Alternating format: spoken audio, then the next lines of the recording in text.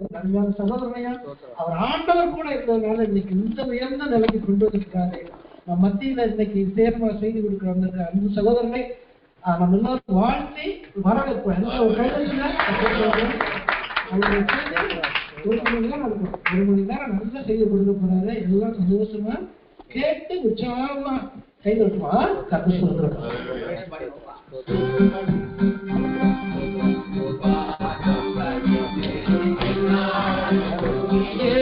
உம்மை அன்றி யாரை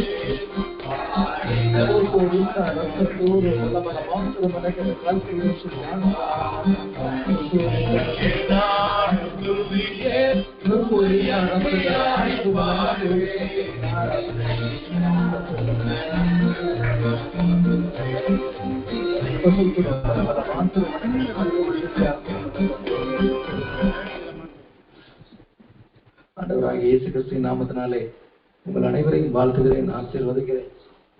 நல்ல வாய்ப்பு கொடுத்த தேவாதி தேவனுக்கும் இன்சூரன்ஸ் பிரேயர் ஃபெலோஷிப்புக்கும் நன்றியை தெரிவித்துக் கொள்கிறேன்.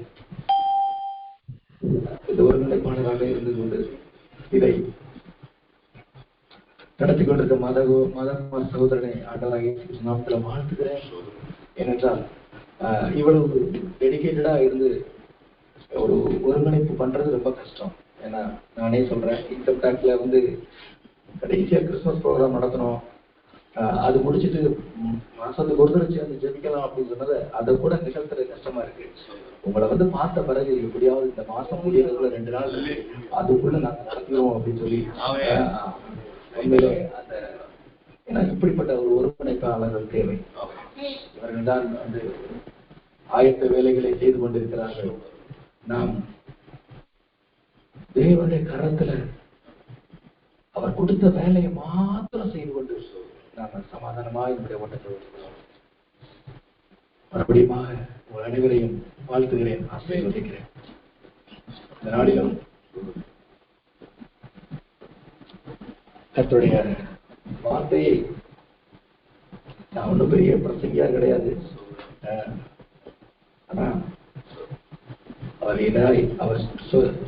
அவரிடத்துல பெற்றுக்கொண்ட காரியங்களை அவங்களோடு பகிர்ந்து வருடத்தின் முதலாவது உங்களுடைய உபவாச கூடுகையில கலந்து கொள்றது உண்மையிலே எனக்கு கிடைச்ச பாக்கியம். முதலாவது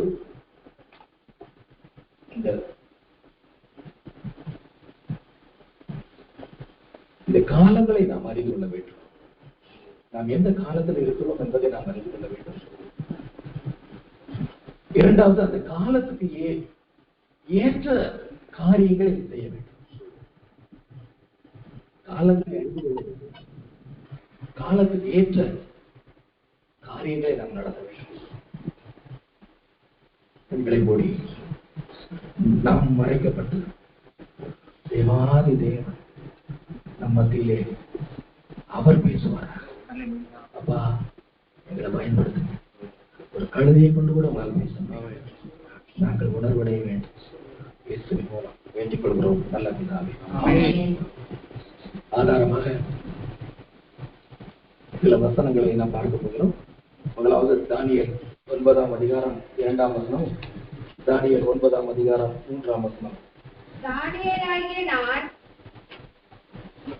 தானியேலாகிய நான் எருசலேமின் வாக்களிப்புகள் நிறைவேற்றி தீர 70 வருஷம் சொல்லும் என்று கர்த்தர் எரேமியா தீர்க்கதரிசியோடே சொல்லிய வருஷங்களின் தொகையை புத்தகங்களால் அறிந்து கொண்டேன்.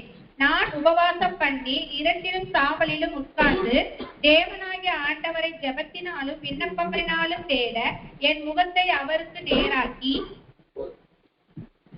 அதாவது இந்த தானியேல் ஒரு பெரிய மந்திரி.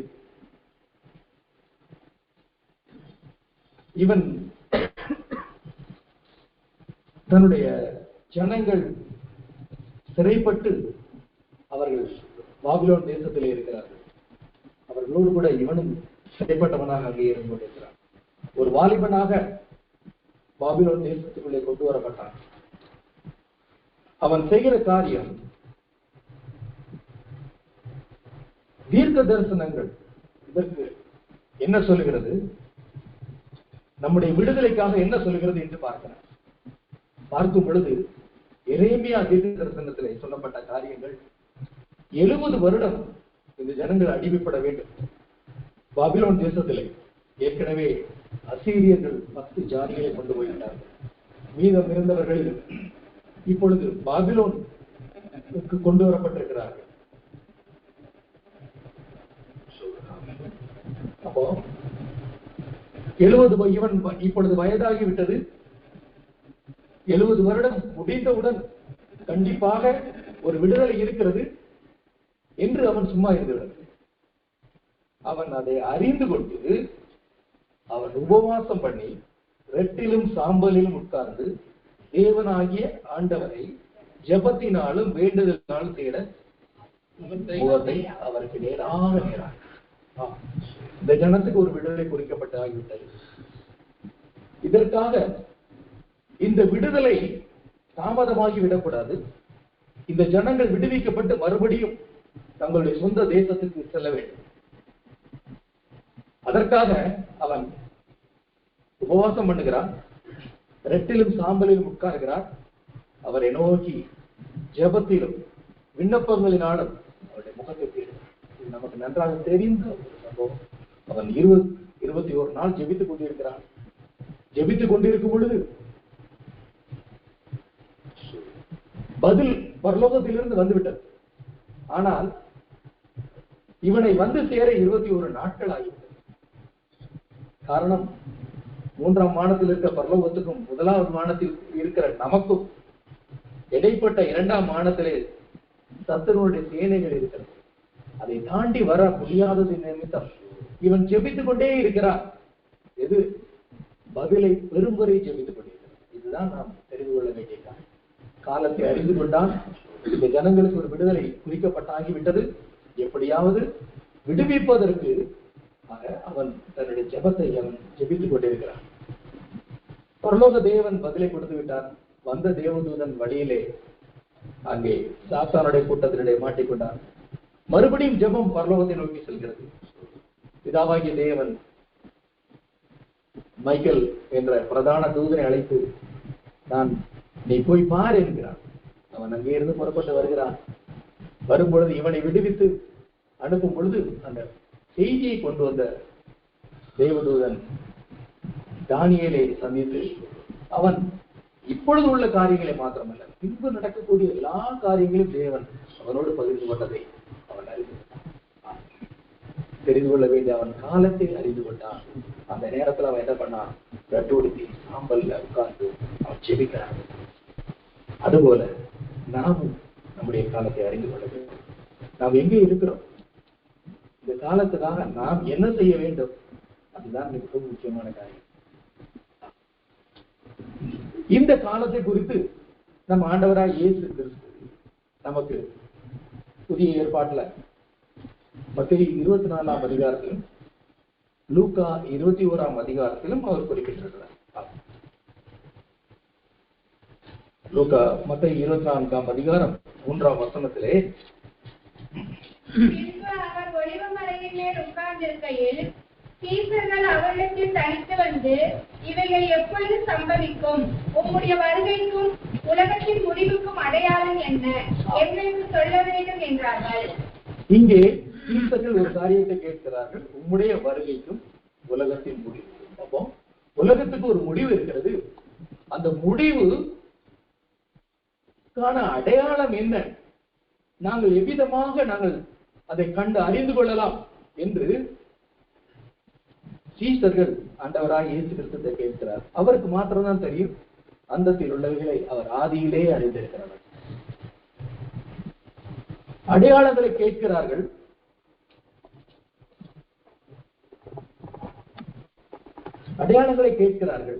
அடையாளத்தை அவர் வரிசையாக சொல்லுகிறார். ஒருவனும் உங்களை வஞ்சியாதபடி எச்சரிக்கையார். வஞ்சனை என்பது நம்மை அறியாமலே நாம் ஏமாற்றப்படுவது. அநேகர் என் நாமத்தை தரித்துக் கொண்டு என்று வஞ்சிப்பார்கள் என்று சொல்லப்படுகிறது. நம்ம யுத்தங்களையும் செய்திகளையும் கேள்விப்படுகிறது. இவைகள் எல்லாம் சம்பவிக்க வேண்டியது, உடனே முடிவு வராது. அநேக யுத்தங்களை பற்றி நாம சரித்திர புத்தகத்துல படிச்சிட்டோம், இப்பவும் பேப்பர்கள்ல படித்துக் கொண்டே இருக்கிறோம். அடுத்ததாக ஜனத்துக்கு விரோதமாக ஜனமும், ராஜ்யத்துக்கு விரோதமாக ராஜ்யமும் பிறக்கும். அவர்கள் காலகாலமாக எழுப்பிக் கொண்டே இருக்கின்றது. பஞ்சங்களும் கொள்ளை நோய்களும் பூமி எதிர்ச்சிகளும் பல இடங்களில் உண்டாயிருக்கும். பார்த்து விட்டோம், கொள்ளை நோயில் பூமி எங்கும் ஒரு சிறிய, அதாவது அந்த வைரஸுடைய எடை 5 கிராமோ 10 கிராம் கூட தான் இருக்கும்னு சொல்றாங்க. ஆனா அது பூமி எங்கும் சில மாதங்களில் பூமி எங்கும் பரவிச்சு. இந்த வைரஸே எப்படி பரவிச்சுன்னா, ராஜ்யத்தினுடைய சுவிசேஷம் நாம் அறிவிக்க போறோம். அது பூமி எங்கும் எவ்விதமாக பரவ போகிறது, அடையாளங்களோடு அற்புதங்களோடு. அது மரணத்தோடும் வலியோடு வேதனையோடு பரவிச்சு. ஆனா அற்புதத்தோடு அடையாளத்தோடும் இந்த ஜனங்கள் மத்தியில ராஜ்யத்தினுடைய சுவிசேஷம் பரவ போகிறது. அந்த காலங்களுக்கு பக்கத்துல வந்துட்டோம். இந்த காலங்களை அறிந்து கொள்ள வேண்டும். அதற்கு தான் அவர் சொன்னார், பூமி எதிர்ச்சி குறித்து 2 நாட்களில கிட்டத்தட்ட பாத்தீங்கன்னா 10 இடங்கள்ல பூமி எதிர்ச்சியினுடைய வேகங்கள் பாத்தீங்கன்னா, அதனுடைய நடக்கிற நிகழ்வுகள் கடந்த 10 ஆண்டுகளுக்கு பிறகு இந்த 10 ஆண்டு பாத்தீங்கன்னா இன்னும் 2 மடங்கு அதிகமாகும். இவைகள் எல்லாம் சொன்ன எல்லாமே நிறைவேறி இருக்கிறது. இன்னொரு காரியத்தையும் சொல்கிறார், இவைகள் எல்லாம் வேதனைகளுக்கு ஆரம்பம். கொள்ளை நோயை பார்த்துட்டோம். கொள்ளை நோய் வந்து கொண்டே இருக்கிறது, பூமி எதிர்ச்சியில் நடந்து கொண்டே இருக்கிறது. ஜனத்துக்கு விரோதமா ஜனம் எழுப்பிக் கொண்டே இருக்கிறார்கள், ராஜ்யத்துக்கு விரோதமா ராஜ்யம் நடந்து எழுப்பிக் கொண்டே இருக்கிறார்கள். இவைகள் எல்லாம் வேதனைக்கு ஆரம்பம். அது மாத்திரமல்ல, அப்பொழுது 9ஆம் வசனம் சொல்றார், உங்களை உபத்திரவங்களுக்கு ஒப்புக்கொடுங்கள், உங்களை கொலை செய்வார்கள், என் நாமத்து நிமித்தம் நீங்கள் சகல ஜனங்களாலும் இயேசுங்கிற பெயரை சொன்னா ஜனங்களும் போய் பார்த்து இப்படிப்பட்ட ஒரு நிகழ்வு வரப்போகிறது என்று அவர் சொல்லியிருக்கார். நமக்கு நன்றாக தெரியும், இயேசுங்கிற பேரை சொல்றத இந்த பூமியில வெறும் கூட்ட ஜனங்கள் வெறுக்கிறார்.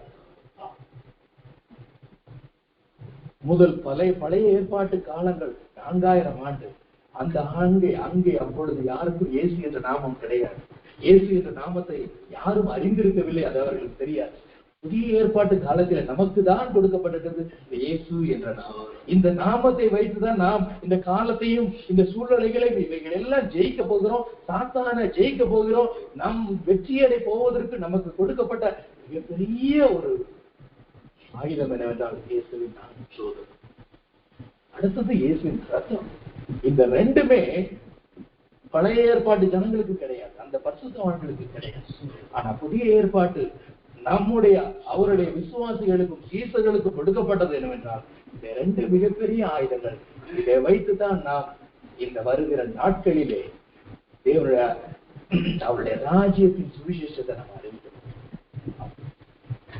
இயேசுங்கிற பேரை சொன்னா அநேகருக்கு அது ஏற்றுக்கொள்ள முடியல. அப்போஸ்தலர் நடவடிக்கை 4ஆம் அதிகாரம் 18ஆம் வசனத்துல பாத்தீங்கன்னா, அவர்களை அழைத்து இயேசுவின் நாமத்தை குறித்து எவ்வளவு பேசவும் போதிக்கவும் கூடாது என்று அவர்களுக்கு கட்டளையிட்டார்கள். அன்னைக்கே என்ன பண்ணிட்டாங்க, இயேசுங்கிற பேரை சொல்லக்கூடாது, என்ன பண்ண பேசக்கூடாது, அந்த பேரை வச்சு பிரசங்கம் பண்ணாத அப்படின்னு அவங்களுக்கு கட்டளை. பாத்தீங்கன்னா நிறைய இடங்கள்ல, அமெரிக்கால ஒரு இடத்துல பாத்தீங்கன்னா ஒரு ஜீசஸ்னு ஒரு டிஷர்ட் போட்டு போனோன்னு போலீஸ் பிடிச்சிருக்கான். அந்த இயேசுங்கிற நாமம் எவ்வளவு வல்லமையுள்ள நாமத்தை, அந்த நாமத்தை மட்டும் என்ன பண்ண மாட்டாங்க, மற்ற என்னன்னா பேசிக்கணும். இன்னைக்கும் அநேக நேரங்கள்ல வருத்தத்தோடு சொல்றேன், வேதனையோடு சொல்றேன், அநேக சபைகள்ல இயேசுங்கிற பெயர் அறிவிக்கப்படுவது. சபை ஆராதனைகள்ல இயேசுங்கிற நாமம் இருக்காது. எப்படி எடுத்துக்கிட்டாலும் சரி, கர்த்தர்னு சொல்லுவாங்க, ஆண்டவர்னு சொல்லுவாங்க, ஆனா இயேசுங்கிற நாமம், இயேசுதான் நமக்கு. அந்த நாமத்தை சொல்லிக்கிட்டே இருங்க, அந்த நாமத்தை சொல்லி புகழ்ந்து கொண்டே இருங்க. சூழ்நிலைகள் இந்த நாமத்தை அவனால் தாங்க முடியாது. இந்த நாமத்தை நமக்கு விரோதமாக செயல்படுகிற சத்துருவையும், நமக்கு விரோதமாக கண்ணிகளை ஏற்படுத்தின அவனையும் என்ன பண்ண முடியாது. இந்த நாமத்துக்காக பார்த்தீங்கன்னு வச்சுக்கோங்களேன், கிட்டத்தட்ட இதுவரைக்கும் 3.5 கோடி மக்கள் ரத்த சாட்சியா மறிக்கிறாங்க.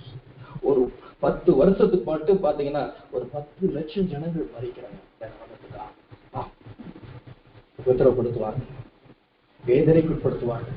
இவைகள் எல்லாம் நடக்க வேண்டிய இயேசு ஒரு காரியம் சொன்னார்னா அது நடக்க போறது அவர் பார்த்தே சொல்லுகிறார்.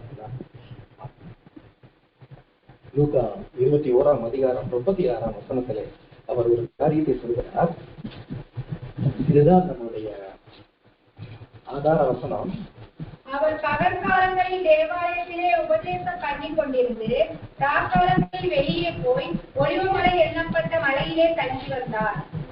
21:36. ஆகையால் இனி சம்பவிக்க போகிற இவைகள் எல்லாம் நீங்கள் தப்பி மனுஷகுமாரனுக்கு முன்பாக நிற்க பாத்திரவான்களாக எண்ணப்படுவதற்கு எப்பொழுதும் ஜெபம் பண்ணி விழித்திருங்கள் என்றார். எல்லாம் சேர்ந்து வாசிக்கலாம். ஆகையால் சம்பவிக்க போகிற இவைகளெல்லாம் நீங்கள் தப்பி மனுஷகுமாரனுக்கு பாத்திரவான்களாக எண்ணப்படுவதற்கு எப்பொழுதும் ஜெபம் பண்ணி விழித்திருங்கள் என்றார். அதாவது முதலாவது இனி சம்பவிக்க போகிற இயேசுவே சொல்றாரு, இவைகளுக்கெல்லாம் நீங்க என்ன பண்ணணும், தப்பணும். இத தப்ப வேண்டும் என்றால் அதுக்கு நீங்க என்ன பண்ணணுமா, எப்பொழுதும் ஜெபம் பண்ணி விழித்திருங்கள். இன்னொரு காரியம் சொல்றேன், அதுவும் மனுஷகுமாரனுக்கு முன்பாக நிற்க பாத்திரவான்களாக எண்ணப்படுவதற்கும் என்ன பண்ணணுமா, எப்பொழுதும் ஜெபம் பண்ணி விழித்திருங்கள். இது இயேசுவே சொல்றாரு. ஒரு காலம் வருது, இந்த காலத்துல நீ என்ன செய்யணும் அப்படின்னா, நீங்க என்ன செய்யணும் அப்படின்னா, உங்களை முதல்ல காப்பாத்துறதுக்கு, இது உங்களை காப்பாத்துறதுக்கு நீங்க என்ன பண்ணணுமா, ஜெபம் பண்ணணும். எப்படி ஜெபம் பண்ணணுமா, எப்போதும் விழித்திருந்து ஜெபம் பண்ணணும் அப்படிங்கிறார். அது மாத்திரமல்ல, மனுஷகுமாரனுக்கு முன்பாக நிற்க பாத்திரவான்களாக எண்ணப்படுவதற்கு நாம என்ன பண்ணணுமா, எப்போதும் ஜெபம் பண்ணி எப்போதும் ஜெபம் பண்ணி விழுத்துருங்கன்னு இந்த வார்த்தை சொல்றதை பார்த்தா 24 மணி நேரமும் ஜெபியுங்கள் என்று சொல்றாங்க. 24 மணி நேரம் ஜெபிக்கிறது என்பது முடிகிற காரியமா சொல்லுங்க. எல்லாரும் காலையில எழும்பி நம்ம என்ன பண்ணுவோம், கொஞ்ச நேரம் ஜெபிச்சுட்டு அடுத்தது வேலைகளை பிள்ளைகளை ஆயத்தப்படுத்துவோம், அடுத்த நம்ம அலுவலகத்துக்கு போறதுக்கு ஆயத்தமாகும், அலுவலகத்துல வேலை செய்வோம், ஈவினிங் சாயங்காலம் வேணா வந்து ஜெபிக்கலாம், இரவு ஜெபித்து விட்டு அப்படியே தூங்கிடுவோம். இதெல்லாம் அப்ப 24 மணி நேரம் ஜெபம் என்பது அது நம்மால் கூடாத ஒரு காரியம், மனிதனா நம்முடையதான். ஆனா ஆண்டவரா இயேசு கிறிஸ்து ஒரு காரியத்தை சொன்னா அதை செய்யக்கூடாத செய்ய முடியாத காரியத்தை சொல்லுவார். புரியுது? அவர் நம்மளால செய்ய முடியாத காரியத்தை அவர் சொல்லவே மாட்டார். செய்யக்கூடிய காரியம், அப்ப செய்யக்கூடிய காரியத்துக்கு என்ன நமக்கு வேண்டும் என்றால், அவர் இந்த காலத்துக்கு வேண்டிய ஒரு ஜெப அபிஷேகத்தை நமக்கு வழங்குறார். இதற்காகத்தான் அந்த என்ன ஆண்டவரே நான் பேசுறேன், என்ன காரியத்தை நான் பேசுறேன், நீ இந்த வருட துவக்கத்திலே பெற்ற அபிஷேகத்தை அதைத்தான் நீ என்ன பண்ண போற, கொண்டு போய் மற்றவர்கள். இந்த ஜெப அபிஷேகம் இதற்காக இந்த காலத்துக்கென்றே அபிஷேகங்கள் இருக்கு. அதான் முக்கியமான ஒரு காரியம். பழைய ஏற்பாட்டுல நடந்த ஜெபம், அன்னார் ஜெபித்தார். புதிய ஏற்பாட்டுல அப்போஸ்தலர்கள் ஜெபித்தார். தேவ வசனத்தை நாங்க தைரியமா பிரசங்கிக்கிறதுக்கு எங்களுக்கு என்ன பண்ணுங்க, எனக்கு பலன் தாங்க சொல்லி ஜெபித்தார். ஆனா இங்க வருது ஒரு ஜெபம், இது வருகைக்கான ஆயத்த ஜெபம். நாம் எங்கே இருக்கிறோம் என்றால் ஆண்டவராகிய இயேசு கிறிஸ்துவின் மனுஷகுமாரனுக்கு முன்பாக நிற்க. அப்போ அவர் முன்னாடி நிற்க நமக்கு என்ன இருக்கணும்? அந்த காலத்துக்கிட்ட வந்துட்டோம். அவர் வரப்போகிறார், மத்திய ஆகாயத்துக்கு வரப்போகிறார். அவர் வரும் பொழுது நாம் அவருக்கு முன்பாக போய் நிக்கணும். அப்படின்னா இப்ப என்ன பண்ணணும்? எப்பொழுதும் இங்க நடக்கிற பிரச்சனைகள் இதெல்லாம் வேதனைக்கு ஆரம்பம்னு சொல்லிட்டார். உங்களை உபத்திரவப்படுத்துவாரு, துன்பப்படுத்துவாருன்னு சொல்லிட்டார். இதுல இருந்து நீங்க தப்பணும் அப்படின்னா எப்பொழுதும் விழித்துக் கொண்டு விழித்து ஜெபித்து சொல்லிட்டார். என்ன பண்ணுவோம்? இதை குறித்துதான் தேவ மனிதர்களுக்கு வெளிப்படுத்தப்பட்டது. எனக்கு அவங்க பகிர்ந்து கொண்டது, அவங்களோட அவங்க அந்த கூட்டங்கள்ல கலந்து கொண்ட போது பெற்ற அபிஷேகங்களை நான் உங்ககிட்ட சொல்றேன். ஏனென்றால் இந்த ஜபஸ்தலத்திலிருந்து, இந்த உபவாச ஸ்தலத்திலிருந்து ஜனங்கள் புறப்பட்டு போக போகிறார்கள். நீங்கள் புறப்பட்டு போக போகிறீர்கள். நீங்கள் ஜனங்களை அபிஷேகிக்க போறீங்க. நீங்க ஜனங்களை விடுவிக்க போறீங்க. ஏனென்றால் அன்றைக்கு ஒரு கூட்டத்தை விடுவிக்க, ஒரு சந்ததியை விடுவிக்க. ஏனென்றால் யூத ஜனம் விடுவிக்கப்பட வேண்டும். யூத ஜனம் விடுவிக்கப்பட்டால் தான் இயேசு பூமிக்குள்ளே வர முடியும். அதற்காகவே ஒரு மனிதன் அவன் இந்த ஜனங்கள் விடுதலைக்காக அவன் ரெட்டில் சாம்பலில் உட்கார்ந்து அவன் ஜெபித்துக் கொண்டிருந்தான். ஆனா இன்றைக்கு அந்த இயேசு வருவதற்காக, அன்றைக்கு ஆயத்தம் பண்ணுவதற்காக ஒரு மனிதன் செயல்பட்டு வந்தான், முன்பதாக வந்தான். அவன் தான் யோவான் ஸ்நானன். அவருடைய வழியை ஆயத்தம் பண்ணான். ஏனென்றால் இயேசுவினுடைய முதலாம் வருகை எருசலேம், அதாவது இஸ்ரவேல் தேசத்துல நிகழ வேண்டும். அதிலும் அங்கே உள்ள யூதேயா, அங்கு உள்ள கலிலேயா, அந்த பகுதிகளில் மாத்திரம்தான், அவர்களுக்கு மாத்திரம்தான் அது தெரியப்படுத்தப்பட வேண்டும். அந்த பெத்லகேமில் அவர் பிறக்க வேண்டும். அந்த பகுதியில் தான் அவர் வளர வேண்டும். அங்குதான் ஊழியம் செய்ய வேண்டும். அவர் 3.5 ஆண்டுகள் ஊழியத்துக்கு முன்பதாக ஒரு மனிதன் எழுப்பி முன்னாலே வந்து, இதோ உலகத்தின் பாவத்தை சுமந்து தீர்க்கிற தேவ ஆட்டுக்குட்டி என்று ஜனங்களுக்கு அறிவிக்கும்படியாகவும், அந்த ஜனங்களை அவன் ஞானஸ்நானத்துக்குள்ளே நடத்தும்படியாகவும் ஒரு மனிதன் அனுப்பப்பட்டான். ஒரு தானியேல் ஜெபித்தான். இன்றைக்கு பூலோகம் எங்கும் உள்ள சகல ஜனங்களும் ஆயத்தப்படுத்தப்பட வேண்டும். இயேசுவினுடைய வருகை உங்களுடைய வீட்டிலே இருக்க வேண்டும். இயேசுவினுடைய வருகை உங்களுடைய தெருவிலே இருக்க வேண்டும். இயேசுவினுடைய வருகை உங்களுடைய கிராமத்துல, உங்க ஊர்ல இருக்க வேண்டும். நாம் வாழுகிற, நாம் வசிக்கிற இந்த மதுரையில இருக்க வேண்டும். மதுரை மாவட்டத்தில் இருக்க வேண்டும். இந்த தேசத்துல இருக்க வேண்டும் என்றால் எல்லா இடங்களிலும் இந்த ஆயத்தக்காரர்கள் எழுப்பப்பட வேண்டும். அந்த ஆயத்த வேலைகள் தான் இந்த ஆண்டு நடக்கிறது. அந்த ஆயத்தத்துக்கான அபிஷேகம் உங்கள் மீது இப்பொழுது ஊற்றப்படுது. இதற்கு முன்பாக நடந்த ஊழியம் ஏற்கனவே நமக்கு தெரியும். பழைய ஏற்பாட்டு ஊழியர்கள் வேற, புதிய ஏற்பாட்டு ஊழியர்கள் வேற. இப்பொழுது இந்த கடைசி காலத்துக்கு வருகைக்கு முன்பதாக ஆயத்த வேலை வேற. இது எவ்விதமாக வேறுபடும்? 24 மணி நேரம் ஜெபிக்க முடியுமா? இந்த அபிஷேகம் நமக்குள்ளே இறங்கும் பொழுது என்ன நடக்கும் என்றால், நாம் நம்முடைய சரீரம் அவரால் பயன்படுத்தப்படும். நீங்கள் தூங்கி கொண்டிருப்பீர்கள். நீங்க நல்லா ஜெபித்து விட்டு அப்படியே தூங்கிடுவீங்க. என்ன? அப்ப ஜெபித்து அப்படியே தூங்கிய பிறகு பாத்தீங்கன்னா உங்க சரீரத்துல இருந்து பரிசுத்த ஆவியானது ஜெபத்தை ஏறெடுத்துக்கொண்டே இருக்கும். உங்க ஜெபத்தை, அதாவது நீங்க காலையில எழுப்பி நீங்க ஜெபத்தை ஜெபித்து விட்டு வீட்டு வேலைகளை செய்ய ஆரம்பிப்பீங்க. உங்க சரீரத்தை அவர் பயன்படுத்தி கொண்டே இருப்பார். நீங்கள் ஜெபித்துக் கொண்டே இருப்பீர்களா? வேலைக்கு சென்றிருப்பீர்கள். இந்த சரீரம் அப்ப அவர் பயன்படுத்த கொண்டே இருப்பார். இதை நாம் ஏற்றுக்கொண்டுதான் ஆக வேண்டும்.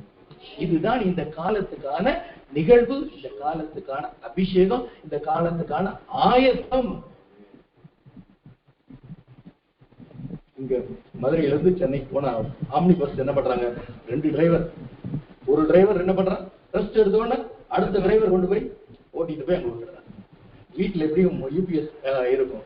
கரண்ட் பவர் கட் போன உடனே போனதே தெரியாது, என்ன ஆயிரும், யூபிஎஸ் ஸ்டார்ட் ஆயிரும், ஃபேன் ஓடிக்கிட்டே இருக்கும். அடுத்த கரண்ட் வந்ததும் தெரியாது, அது பாட்டுக்கு கரண்ட் ஓடிக்கிட்டே இருக்கும். இப்படித்தான் நம்முடைய சரீரம் பயன்படுத்தப்பட போகிறது. இதற்காகத்தான் நீங்கள் அழைத்து கொண்டு வரப்பட்டிருக்கிறீர்கள். இதற்காகத்தான் இந்த ஆண்டு ஆண்டோருடைய தேவனுடைய அபிஷேகத்தின் ஆண்டு.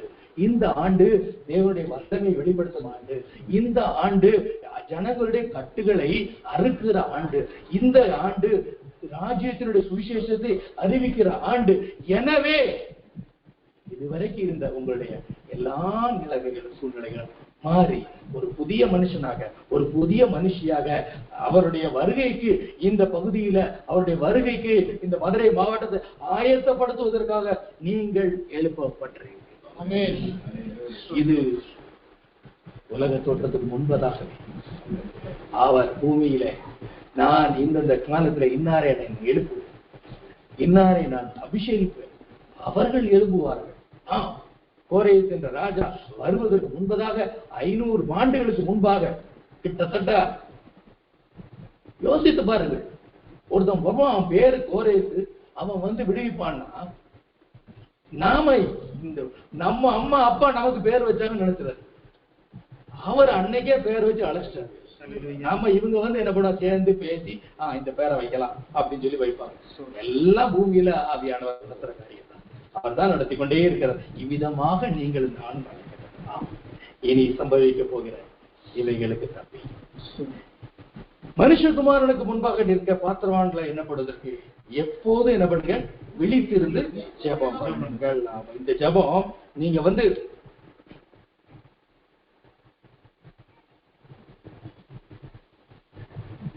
ஏனென்றால் ரோமர் 8ஆம் அதிகாரம் 19ஆம் வசனம் சொல்கிறது,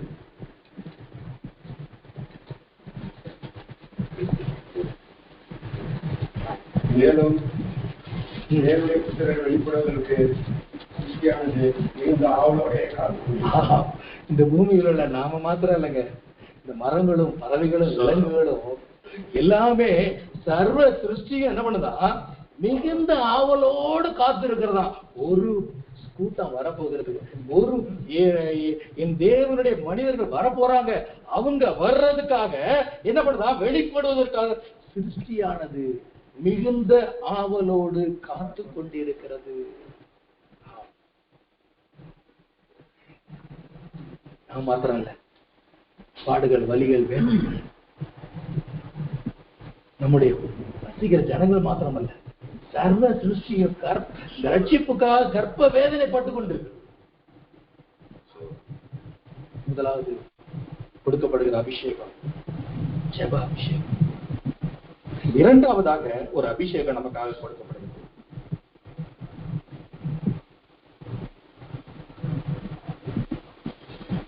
அது தீர்க்க தரிசன அபிஷேகம். தீர்க்க தரிசன அபிஷேகம் நமக்கு நன்றாக தெரிந்த வேத வசனம் ஒரு யோவேல் 2ஆம் அதிகாரம் 28, 29 சொல்லப்படுகிறது.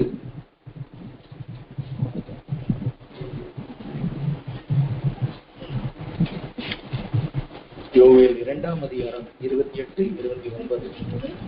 அதற்கு பின்பு நான் மாம்சமான யாவர் மேலும் என் ஆவியை ஊற்றுவேன். அப்பொழுது உங்கள் குமாரரும் உங்கள் குமாரத்திகளும் தீர்க்க தரிசனம் சொல்லுவார்கள். உங்கள் மூப்பர் சொப்பனங்களையும் உங்கள் வாலிபர் தரிசனங்களையும் காண்பார்கள்.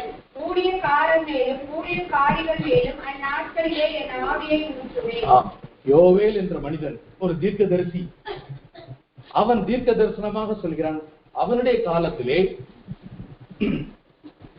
ஒருவர் இருவரோ சிலர் மாத்திரம்தான் தீர்க்கதரிசிகளாக இருப்பார்கள். ஆனால் அவன் ஒரு காலத்தை பார்க்கிறான். என்ன ஒரு காலம் வருகிறது, அந்த காலத்திலே மாம்சமான யாவர் மேலும், நன்றாக பாருங்கள், அதற்கு பின்பு ஒரு காலத்தை பின்பு மாம்சமான யாவர் மேலும் என் ஆவியை ஊற்றுவேன். அப்பொழுது உங்கள் குமாரன், நம்முடைய பிள்ளைகள் என்ன பண்ணுவாங்களா, தீர்க்க தரிசனம் சொல்லுவார்கள். அப்போ இவர்களுக்கு கொடுக்கப்படுகிற அபிஷேகம் தீர்க்க தரிசன அபிஷேகம்.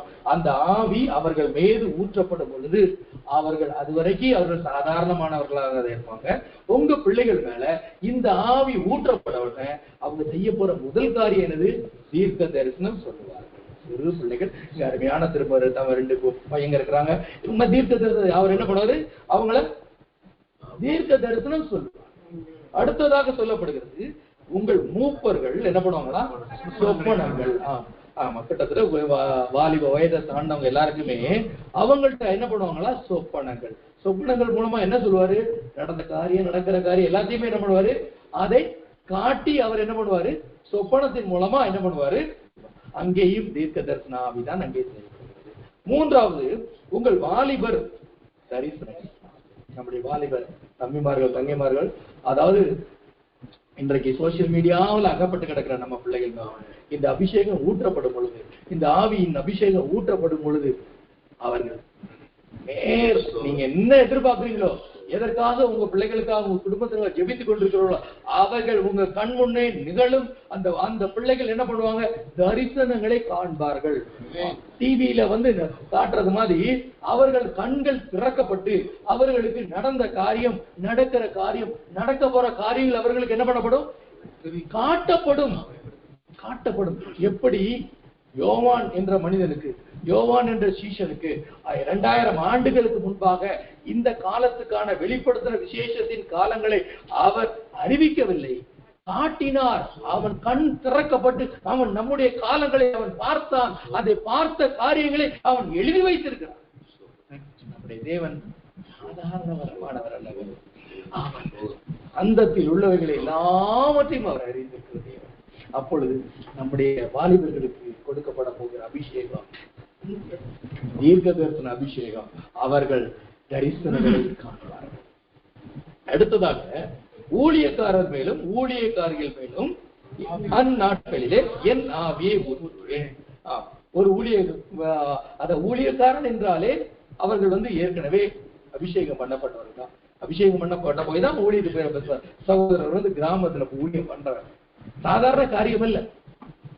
ஒரு திருச்சபைக்கு அவர் 2.5 சென்ட் வாங்கிட்டேன்னு சொல்லி பெருசா அவர் சொல்றாரு. சாதாரண காரியம் அல்ல இது, சாதாரண காரியம் அல்ல.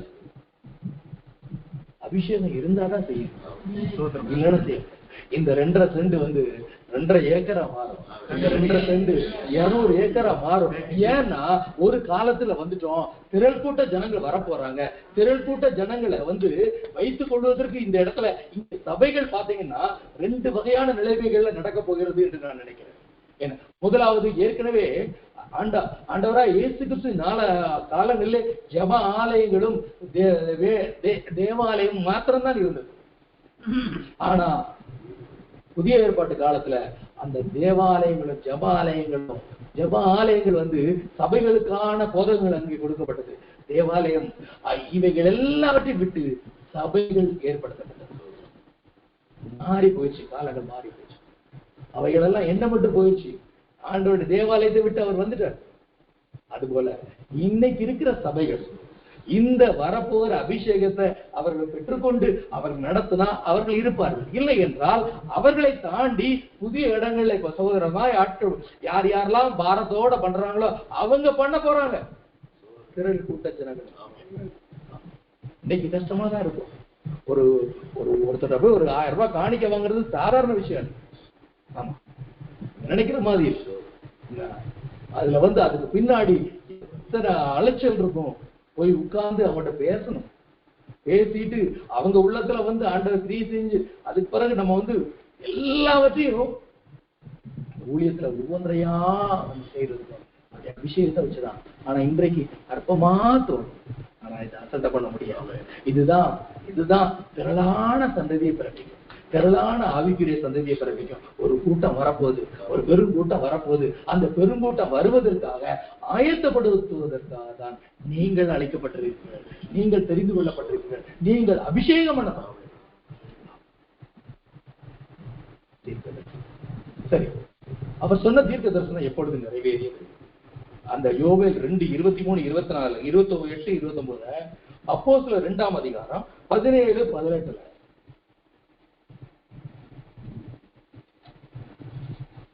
கடைசி நாட்களில் நான் மாம்சமான யாவர் மேலும் என் ஆவியை ஊற்றுவேன். அப்பொழுது உங்கள் குமாரரும் உங்கள் குமாரத்திகளும் தீர்க்க தரிசனம் சொல்லுவார்கள். உங்கள் வாலிபர் தீர்க்க தரிசனங்களை அடைவார்கள். உங்கள் மூவர் சொப்பனங்களை காண்பார்கள். என்னுடைய ஊழியக்காரர் மேலும் என்னுடைய ஊழியக்காரிகள் மேலும் அந்நாட்களில் என் ஆவியை ஊற்றுவேன். அப்பொழுது அவர்கள் தீர்க்க தரிசனம் சொல்லுவார்கள். இங்கே அந்த யோவேல் 2:28-29 அப்போஸ்தலர் 2:17-18 சில வித்தியாசங்கள் இருக்கு. அங்கே சொல்ற அந்நாட்ட ஒரு நாள் வரப்போகுது. இங்க சொல்றாரு கடைசி நாட்களிலே. இவர் ஒரு காலத்தை இங்கே வந்து அங்கேயும் நிறைவேறுகிறது. இன்னொரு காலத்தை இவர்கள் தீர்க்க தரிசனமாக அறிவிக்கிறார். கடைசி நாட்களிலே நான் மாம்சமான யாவர் மேல ஆவியை ஊற்றுவேன். அங்க சொன்னதுல மாற்றமே கிடையாது. குமாரரும் குமாரத்திகளும் தீர்க்க தரிசனம் சொல்றாங்க. எல்லார் வீட்லயும் குமார பிள்ளைகளா தீர்க்க தரிசனம் சொல்றாங்களா? இல்ல. காலம் வருது, அருகில நிற்கிறது. எல்லா வாலிபர்களும் வாலிப பிள்ளைகளும் தரிசனங்கள் காண்றாங்களா? இல்ல. அந்த காலங்கள் வருகிறது, அது அருகிலே இருக்கிறது. எல்லா மூப்பர்களும் சொப்பனம் காண்கிறாரா? இல்லை. அந்த காலங்கள் வருகிறது, அது அருகிலே இருக்கிறது. இவைகள் எல்லாம் நாம பிரயாசப்பட்டு பெற்றுக்கொள்றதுல அவர் ஆவியை ஊற்றி நாம பெற்றுக்கொள்ள. இதுதான் வித்தியாசம். இந்த ஆவியை ஊற்றுகிற காலம் இப்பொழுது வந்திருக்கிறது. இப்போ இதுல ஒரு சின்ன ஒரு வித்தியாசம் என்ன இருக்குன்னா, என்னுடைய ஊழியக்காரர்கள் என்னுடைய ஊழியக்காரர் அங்க வந்து அங்க இல்ல, அங்க ஊழியக்காரின்னு தான் சொல்றாங்க யோவேல்ல. ஆனா இங்கே சொல்லப்படுகிறது என்னுடைய ஊழியக்காரர்கள். அப்போ 2 வகையான ஊழியக்காரங்கள் இருக்கிறாங்க. அந்த ஊழியக்காரங்கள் வந்தவங்கள்ல ஒண்ணு அவருடைய ஊழியக்காரர்களா இருக்காங்க, இன்னொன்னு ஊழியக்காரங்களா இருக்காங்க. ஆமா, இந்த என்னுடைய ஊழியக்காரர்கள் என்னுடைய ஊழியக்காரிகள் மேலதான் இவங்க தான் இவருடைய பாரத்தை சுமந்தவங்க. இவர் தான் இவர் சொன்ன காரியத்துக்காக ஏற்படுத்தப்பட்டவங்க. அவங்க ஊழியக்காரங்களா இருக்கிறாங்க. ஆனா அவர் சொன்னதுக்காக அல்ல. புரிந்து கொள்ள வேண்டும். பழைய ஏற்பாட்டு இந்த இவருடைய காலங்களிலே 5 வகையான ஊழியங்கள் தான் ஏற்படுத்தப்பட்டது. அது வரைக்கும் முன்பதாக அபிஷேகம் என்பது ஆசாரியர்கள் மேல கொடுக்கப்படும், தீர்க்கதரிசிகள் மேல கொடுக்கப்படும். இங்கே இப்பொழுது இந்த புதிய ஏற்பாட்டு சபை இப்பொழுதுதான் முதலாவது சபை ஆரம்பிக்க போகிறது. 120 பேர் காத்திருக்கிறார்கள். 120 பேருக்கு முதலாக அவர்கள் அறிந்திராத, அவர்களால் புரிந்து கொள்ள முடியாத ஒரு அபிஷேகம் அவர்கள் ஊற்றப்பட்டது. அவர்களுக்கு இந்த அபிஷேகத்தை பற்றி தெரியாது. இந்த அபிஷேகம் அவர்கள் மீது வந்து இறங்கும் பொழுது ஒரு பெரிய சத்தம் மாத்திரம் கேட்கிறது. அந்த சத்தத்தை கேட்டு அநேகர் ஓடி வருகிறார்கள். இந்த சத்தத்தை இவர்கள் மீது அக்கினிமயமான நாவுகள் இறங்கி இவர்கள் வேறொரு பாஷையை பேசுகிறார்கள். தங்கள் தாய்மொழியை விட்டு விட்டு வேறொரு பாஷையை பேசுகிறார்கள். பூமியிலே மற்றொரு இடங்களில் பேசப்படுகிற பாஷையை பேசுகிறார். இது ஒரு புதிய அனுபவம். இதற்கு முன்பதாக இப்படிப்பட்ட அபிஷேகம் கிடையாது.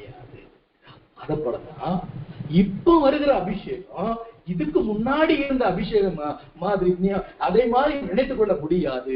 இது அதை காட்டிலும் இது நமக்கு ஆச்சரியத்தையும் இது நம்மளால புரிந்து கொள்ள முடியாத காரியத்தையும் நிகழ்த்தக்கூடிய அபிஷேகம் இறங்குகிறது. பழைய ஏற்பாட்டிலும் தீர்க்கதரிசிகள் உண்டு, புதிய ஏற்பாட்டிலும் தீர்க்கதரிசிகள் இருந்தார்கள். வருகையிலும் இந்த தீர்க்க தரிசன ஊழியர்கள் தான் மிகப்பெரிய பங்கை ஆற்றப் போகிறார்கள். யார் அவர்கள்? இவர்கள் தான் நம்முடைய வீட்டில் உள்ள சிறுவர்களும் சிறுமியர்களும்.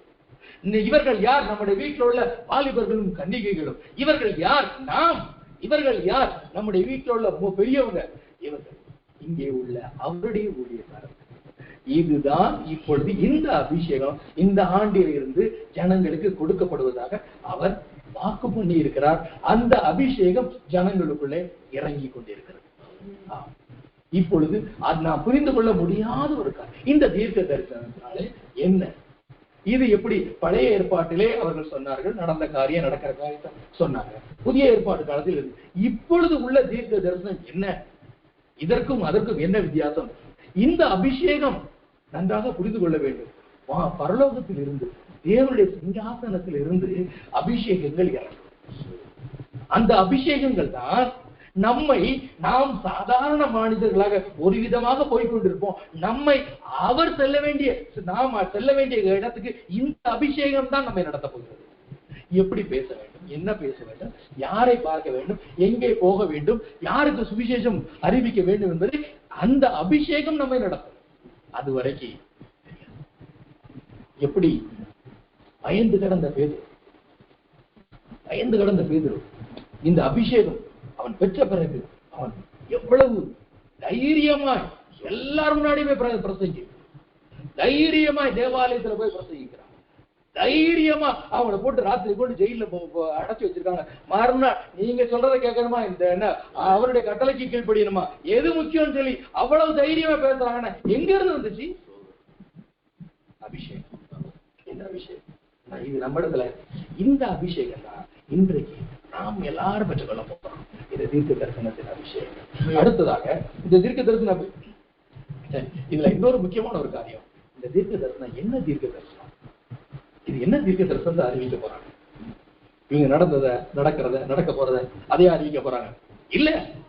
இல்ல இவர்கள் செய்ய போகிறது, அதாவது ஆண்டவராய் இயேசு கிறிஸ்து வரப்போகிறார், வருவதற்கான ஆயத்த வேலைகளை நாம் செய்ய போகிறோம். இப்போ நன்றாக பாருங்க, ஒரு பெரிய மந்திரி வராருன்னு வச்சுக்கோங்களேன், வர்றாருன்னா அந்த ரோடு இல்ல சைட்ல உள்ள எல்லாம் ஆக்கிரமிப்பையும் அகற்றுவாங்க. பாத்தீங்கன்னா ஒரு பெரிய ரோடே அது வரைக்கும் இல்லாத ரோடு அப்பதான் ஒரு சாதாரண ஒரு மந்திரி வரும்போது ஆக்கிரமிப்புகள் எல்லாம் அகற்றப்படுறதுக்கு இதுதான் உண்மையான நம்மளுடைய இடம் சாலை என்று அறிவிக்கிறதுக்கு இப்ப நிறைய பேர் வந்து என்ன பண்ணுவாங்க, அந்த ஆக்கிரமிப்பு எல்லாம் சட்டப்படி அகற்றிடும். அப்போ வருகைக்கு முன்பதாக இந்த பூமி ஆயத்தப்பட சரி, இந்த பூமிய இவ்வளவாக சீரழிச்சு வச்சிருக்கான் சாத்தான். இந்த பூமியை வந்து சீரழிச்சு வச்ச இந்த பூமிய இங்க இருந்தா அவர் 1000 வருஷம் அரசாட்சி நடத்த போறாரு. நன்றாக புரிந்து கொள்ள வேண்டும். 1000 வருஷம் அரசாட்சி இன்றைக்கு ஒரு எடுத்துக்காட்டுக்காக சொல்றேன். இன்னைக்கு 2023ஆம் ஆண்டு. இந்த ஆண்டு கர்த்தருடைய வருகை இருக்கணும்னா, ரகசிய வருகை இருக்கணும்னா 7 வருஷம் அந்த நாம ஆட்டுக்குட்டியான கல்யாணம் இருந்து 7 வருஷம் மேல, சரியா? 7 வருஷம் முடிஞ்சு கீழே வந்த உடனே 1000 வருஷம் அரசாட்சி ஆகும். அப்போ 2030 1000 வருஷம் அரசாட்சி இந்த பூமியில ஆரம்பிக்கணும். அப்போ இந்த பூமிய அவர் வந்தார்னா, பாழ்படுத்தப்பட்ட பூமியை அங்க வந்து அவர் 1000 வருஷம் அரசாட்சி இல்லை, அந்த 1000 வருஷம் அரசாட்சிய செய்வதற்கு முன்பதாக இந்த பூமி சீர்படுத்தப்பட வேண்டும். இந்த பூமியை யார் சீர்படுத்துவார்கள்? யார் இதை சீர்படுத்துவார்கள் என்றால், இந்த காலத்துக்காக எழுப்பப்பட்ட அவருடைய என்னுடைய ஊழியக்காரிகள் செய்ய போறாங்க. எப்படி செய்ய போறாங்க? இவங்க வாயிலிருந்து வார்த்தைகளை அவர் பயன்படுத்த போறாங்க. எப்படி? ஜெப ஆவி ஊற்றப்பட்ட பொழுது இந்த சரீரத்தை அவர் பயன்படுத்தி, நாம தூங்குற நேரத்துல அவர் ஜெபித்து விட்டு, நாம வேலை செய்யற நேரத்துல அவர் ஜெபிச்சு விட்டு, நாம ஜெபிக்கிற நேரம் அவர் நமக்கு உதவி செஞ்சு கொண்டு இருந்தாரோ, அதுபோல இந்த தீர்க்க தரிசன அபிஷேகம் இந்த பூமியை சீர்படுத்த முடியும். அவர் ஏன் உண்டாக கடவுது என்று சொல்லிதானே இதை எல்லாம் உண்டாக்கினார். என்ன வெட்டாந்தரை உண்டாக கடவுது, வெளிச்சம் உண்டாக கடவுது, என்ன சமுத்திரம் திரளாய் பிறப்பிக்க கடவுது அப்படின்னு சொன்னாரே.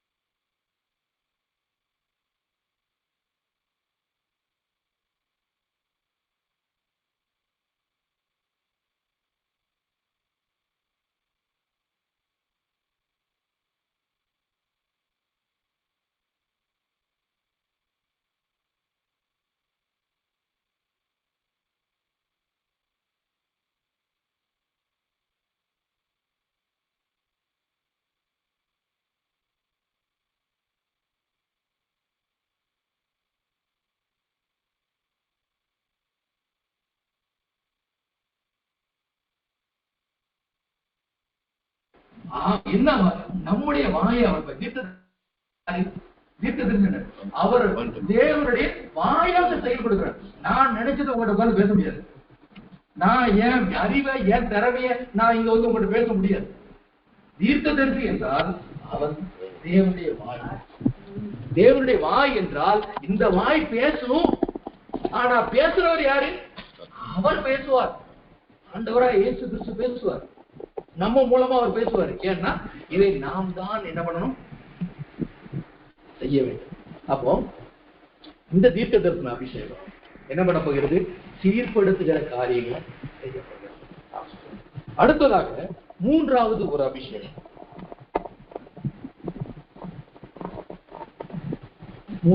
அபிஷேகம், அது சுவிசேஷ அபிஷேகம். சுவிசேஷ அபிஷேகம் நமக்கு நன்றாக தெரியும்.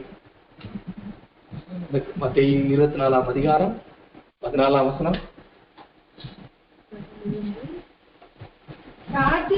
ராஜ்யத்தினுடைய இந்த சுவிசேஷம் பூலோகம் எங்கும் உள்ள சகல ஜாதிகளுக்கும் சாட்சியாக பிரசங்கிக்கப்படும், அப்போது முடிவு வரும்.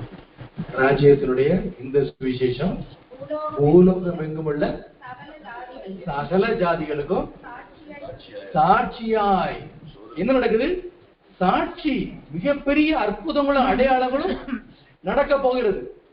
அப்போ இதற்கு சுவிசேஷம் அறிவிக்கிறதுக்கு திரள் கூட்ட ஜனங்கள் எழுப்பப்பட வேண்டும். இந்த திரள் கூட்ட ஜனங்கள் எழுப்பப்பட வேண்டும் என்றால் அவர்கள் இவ்வித அபிஷேகிக்கப்பட போகிறார்கள். யார் யாரெல்லாம் தெரிந்து கொள்ளப்பட்டிருக்காங்களோ அவங்க அபிஷேகப்பட போறாங்க. இப்போ நீங்க இந்த அபிஷேகத்தை பெற்றுக்கொண்டு நீங்க ஆண்டவர் உங்களை நடத்தி போவார். இன்னைக்கு எங்களுக்கு சோயர் மிஷன் ஊழியத்துல எல்லா சனிக்கிழமை உபவாச ஜெபக்கூட்டம் கொண்டு வரும். எல்லா சனிக்கிழமை கிட்டத்தட்ட 15 ஆண்டுகளாக நாங்க உபவாச ஜபத்தை நடத்தி கொண்டு வருகிறோம். ஏன்னா இந்த சுவிசேஷம் சொன்ன உடனே நானும் சகோதரர் இவரும் பேர சகோதரர் சூசையும் 15 ஆண்டுகளுக்கு முன்பாக நான் காலையில 8 மணிக்கு நினைக்கிறேன், 8 மணிக்கு இந்த நம்ம சிஎஸ்ஐ மிஷன் ஹாஸ்பிட்டல், ஏன்னா சிஎஸ்ஐ மிஷன் ஹாஸ்பிட்டல்ல ஒவ்வொரு வார்டா போய் கிட்டார் எடுத்து வருவாரு. நான் அவர் கூட போவேன். ஏன்னா கிட்டார் எடுத்து வந்து அந்த வார்டா என்ன பண்ணுவோம், சுவிசேஷம் அறிவிப்போம். ஆமா, மனிதர்களுடைய சுவிசேஷம்னா என்னது, நல்ல செய்தி. என்ன நல்ல செய்தி, வெளிச்சத்துக்கு கொண்டு வர்றாங்க. ரைட்டா, சொல்லுங்க சொல்லுங்க. வேற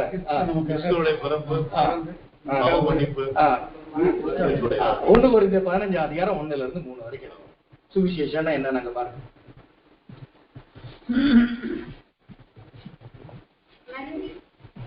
சகோதரரே, நான் உங்களுக்கு பிரசங்கித்த சுவிசேஷத்தை மறுபடியும் உங்களுக்கு தெரியப்படுத்துகிறேன். நீங்களும் அதை ஏற்றுக்கொண்டு அதிலே நிலைத்திருப்பீர்கள். நான் உங்களுக்கு பிரசங்கித்த பிரசங்கமாய் நீங்கள் அதை கைக்கொண்டிருந்தால் அதிலே நீங்கள் ரட்சிக்கப்படுவீர்கள். மறுபடியும் உங்கள் விசுவாசம் போய்விடும். நான் அடைந்திருந்தும் உங்களுக்கு பிரதானமாய் ஒப்புவித்தது என்னவென்றால் கிறிஸ்துவானவர் வேத வாக்கியங்களின்படி நமது பாவங்களுக்காக மரித்து அடக்கம் பண்ணப்பட்டு வேத வாக்கியங்களின்படி 3ஆம் நாள் உயிர்த்தெழுந்து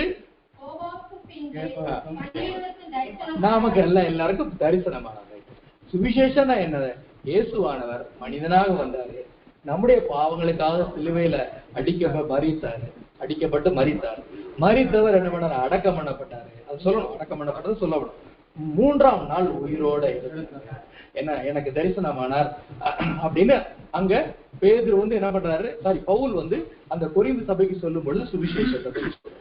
சுவிசேஷம்னா இயேசுவா. இதைத்தான் நாங்க என்ன பண்ணுவோம், நல்லா கேட்டுக்கோங்க. ஒரு மனிதன் ஒருத்தர் நோய் வந்துச்சு அப்படின்னா அவங்க முதல்ல என்ன பண்ணுவாங்க, பக்கத்துல போய் மெடிக்கல்ல போய் மருந்து மாத்திரை வாங்குவாங்க. மெடிக்கல்ல மருந்து மாத்திரை வாங்கிட்டு அடுத்து என்ன பண்ணுவாங்க, அப்ப சரியில்லைன்னா பக்கத்துல உள்ள டாக்டர்கிட்ட போய் பார்ப்பாங்க. அங்கேயும் பார்க்க முடியல அப்படின்னா நேரம் என்ன பண்ணுவாங்க, அரசு மருத்துவமனைக்கு. அப்போ அவங்களுக்கு அந்த வலிகள் வேதனைகள் இதுல இருந்து விடுதலை ஆகிறதுக்கு, இந்த நோயிலிருந்து விடுதலை ஆகிறதுக்கு அரசு மருத்துவமனை. காலையில அவர் கூட இங்க போவோம், சாயங்காலம் அரசு மருத்துவமனைக்கு ஒரு 2 மணில இருந்து 2 மணிக்கு பிறகுதான் பேஷண்ட் எல்லாமே முடிச்சு வந்துருவாங்க. காலையில 7 மணிக்கு டாக்டர்ஸ் வந்துருவாங்க. வந்து ஓபி முடியும், ஐபி முடியும், எல்லாம் முடிஞ்சு 2 மணிக்கு பிறகு அவங்க எல்லாம் வந்துருவாங்க. அதுக்கு பிறகு 2 இருந்து 6 மணி வரைக்கும் விசிட்டர்ஸ் டைம். அந்த டைம்ல நாங்க உள்ள போய் ஒவ்வொரு வார்டா சுவிசேஷம் பிரசங்கம் பண்ணுவோம். ஆமா, ஏன்னா 2 காரியம் இயேசுவை பத்தி சுவிசேஷத்துல சொல்றோம். ஏன்னா ஒரு மனிதனுடைய பாவம் சாபத்தை கொண்டு வருது, சாபங்கள் நோய்களை கொண்டு வருது, நோய்கள் பிரச்சனைகளை கொண்டு வந்து, வலிகள் வேதனைகளை கொண்டு வந்து கடைசியில மரணத்துக்கு கொண்டு வருது. அதோட இந்த அவங்க முடிஞ்சிட்டு நினைக்கிறாங்க. மரணம் அடுத்தது நரகத்துக்கு கொண்டு போயிடும். பாவங்கள், சாபங்கள். அப்போ இந்த மனிதர்களுக்கு என்ன தெரியல, ஒரு மனிதர் ஏற்கனவே வந்து என் பாவத்துக்காக தண்டனையை வாங்கி எனக்காக அடிக்கப்பட்டு எனக்காக அவர் மரித்தாரு, ரத்தம் சிந்தினாரு. எனக்கு இப்போ தண்டனை இல்லை. எனக்கு அவரை வந்து சிலுவையில அநேகர சிலுவையில் அடிச்சாங்க. அன்னைக்கு ரோமர்கள் காலத்துல தண்டனை கொடுக்கப்பட்டதே ஊருக்கு வெளியே ஒரு மரத்துல சிலுவையில் அடிச்சு வச்சா மத்தவங்களுக்கு ஒரு பயம் இருக்கும். பகல் முழுதும் தொங்க போட்டுருவாங்க, சாகுற வரைக்கும் தொங்க போட்டுருவாங்க. இத பார்த்த உடனே பயம் இருக்கும் அப்படின்னு. ஆனா இயேசுவை மாத்திரம்தான் வாரில் அடிச்சாங்க, அடிச்சுட்டு சிலுவையில கொண்டு போட்டாங்க. மற்றவங்களுக்கு யாருக்குமே நேர கொண்டு சிலுவையில் அடிச்சிருவாங்க. இயேசுவை மாத்திரம் என்ன பண்ணாங்க, பிலாத்து வாரினால் அடிச்சு சரீரத்தை அப்படி தோலெல்லாம் இல்லாம கிழிச்சிட்டு அவரை கொண்டு சிலுவையில் கொண்டு அடிச்சாங்க. கடைசி சொட்டு வரைக்கும் ரத்த சிந்தப்பட்டுச்சு. எதற்காக வாரினால் அடிச்சாங்க? எதற்காகன்னா தழும்புகள், அந்த வாரில் அடிக்கப்பட்ட இடத்துல உள்ள காயங்கள், அந்த காயங்கள்ல உண்டாக தழும்புகள்ல நமக்கு சுகம் இருக்கிறது. அவருடைய தழும்புகளால் சுகமானீர்கள். அவருடைய தழும்புகள் நம்ம பயங்க, அருமையான சின்ன பயங்க, இயேசுவின் தழும்புகளால் அவர்கள் குணமானார்கள். ஏனென்றால் நாம இன்னைக்கு படுற அபிஷேகம், தீர்க்க தரிசன அபிஷேகம் வெறுமன இதை மட்டும் இல்ல, சுற்றுப்புற சூழலை சீர்படுத்துறது மட்டும் இல்ல, உடைஞ்சு கிடக்கிற குடும்பத்தை சீர்படுத்தும், நோயில மாட்டிக்கிட்டு இருக்க ஜனங்களை சீர்படுத்தும். அதற்கான வார்த்தைகள் இந்த அபிஷேகத்தை பெற்ற நம் வாயிலிருந்து வரும். அப்பதான் அற்புதம் நடக்கும், அடையாளம் நடக்கும். இந்த சுவிசேஷத்தை ஒவ்வொரு வீட்டிலையும் மொத்தத்துல பிரசங்கம் பண்ணிட்டு அதுக்கு போய் பக்கத்துல போய் ஜெபம் பண்ணணும். ஜெபம் பண்ணிட்டு அவங்க வாயிலிருந்து ஒன்று சொல்லுவோம். எல்லாரையுமே மொத்தமா சொல்லலாம்னு சொல்லிடுவோம். இயேசுவே என் பாவத்தை மன்னின்னு சொல்லுங்க. ஏன்னா பாவங்கள் மன்னிக்கப்பட்டாதான் என்ன பண்ண முடியும், அவங்க விடுதலை ஆக்கப்படும், நோயிலிருந்து விடுதலை ஆக்கப்படும். அந்த பாவ மன்னிப்பு இயேசுங்கிற பெயர் சொல்லப்பட வேண்டும். பாவத்தை மன்னியுங்கிற வார்த்தை அவங்க வாயிலிருந்து வரணும். இந்த ரெண்டு காரியமும் வந்துட்டா அது வரைக்கும் இருந்த நிகழ்வு அப்படி துண்டிக்கப்படும். சாத்தானுடைய ஊழியத்துக்கு வருகிறவர்கள் வாலிபர்கள் வருவாங்க, அவன்கிட்ட பேசிட்டு இருப்பேன். பேசிட்டு ஒரு வார்த்தை தான், உட்காந்து முதல்ல உட்காந்து இயேசுவே என் பாவத்தை மன்னின்னு சொல்லுங்க. முதல்ல அவனுக்கும் இவங்களுக்குள்ள உறவை துண்டிச்சுட்டு அதுக்கப்புறம் ஞானஸ்தானத்துக்கு கொண்டு போய் அடுத்தது பரிசுத்தாவை பெற்றுக்கொள்ள வச்ச பிறகு அதுக்கப்புறம் பாத்தீங்கன்னா அவங்க ஓடுற ஓட்டமே பார்த்தீங்கன்னா நம்மள காட்டுல பல மடங்கு வரும். அப்போ அவனுக்கும் இந்த மனிதனுக்கும் இடையில உறவு துண்டிக்கப்பட வேண்டும் என்றால் இயேசுங்கிற பேர் சொல்லப்பட வேண்டும். பாவத்தை மன்னின்னு சொல்லி சொல்லப்படும். எதனால இப்படி சொன்ன உடனே விடுதலை நடக்கு அப்படின்னா அவர் சிலுவையில ஏற்கனவே தண்டனையை பெற்றுக்கொண்டார் அப்படின்னு. இதைத்தான் சுவிசேஷமா போய் அறிவிச்சோம். பெட்டுகள்ல ஒரு நாள் ராத்திரி பாத்தீங்கன்னா சொல்லியிருப்பேன்னு நினைக்கிறாங்க. ஒரு முறை பரமக்குடியில ஒரு பையன் வந்து அரசு மருத்துவமனையில அவன் கை 3 விரலும் துண்டாயிடுச்சு, அப்படி ஒட்டி வச்சிருக்கான். அவனை வலியில இருக்கிறான். அவன்கிட்ட பேசிட்டு இருக்கேன், என்னப்பா என்னை வெட்டிட்டாங்கன்னு. சரி பேசிட்டு அவன்கிட்ட பேசிட்டு, தம்பி உனக்கு சரியாகணும்னா நீ அவங்கள மன்னிக்கணும் அப்படின்னு. முடியாது, எனக்கு 2 கை ஒரு 3 விரல் போனாலும் பரவாயில்ல, அவனுக்கு கையே போகணும். தம்பி நீ மன்னிச்சாதான் உனக்கு மன்னிக்கிறேன். சுவிசேஷ அறிவிச்சேன், இயேசுவே பாவத்தை மன்னி வழியில் அப்படியே சொன்னான். ராத்திரி எல்லாரும் தூங்கின பிறகு எல்லாம் நிசப்தமான நேரத்துல அந்த சுவிசேஷம், அந்த வசனம் அவனுக்கு இயேசுவானவர் மனிதனாக வந்தார், நம்முடைய பாவங்களுக்காக மனிதனார், நம்முடைய பாவங்களுக்கு அடக்கப்பட்டார், அவர் உயிரோடு எழுப்பினார் அப்படிங்கிற வார்த்தை அவன் வாயிலிருந்து இயேசுவே என் பாவத்தை மன்னினோன்னு அத்தானுக்கு அவனுக்கு உள்ள உறவை நான் துண்டிச்சுட்டு வச்சேன். அவன் ராத்திரி அவனை தேட ஆரம்பிச்ச உடனே அப்ப அங்கதான் சொன்னானா நான் எல்லாரையும் மன்னிக்கிறேன். 3 நாள் கழிச்சு அவனுக்கு ஆபரேஷனுக்காக அதுக்கு முன்னாடி அங்க போய் பார்த்தா டாக்டர் கட்டை எடுத்துட்டு பாக்குறாங்க, விரல் சேர்ந்தது மாத்திரமல்ல, அந்த நரம்புகள் இதெல்லாம் தொடர்புகள் உண்டாகி அந்த விரல் அசைக்க முடியும். சுவிசேஷத்துக்கு வல்லமை, சுவிசேஷத்துக்கு வல்லமை.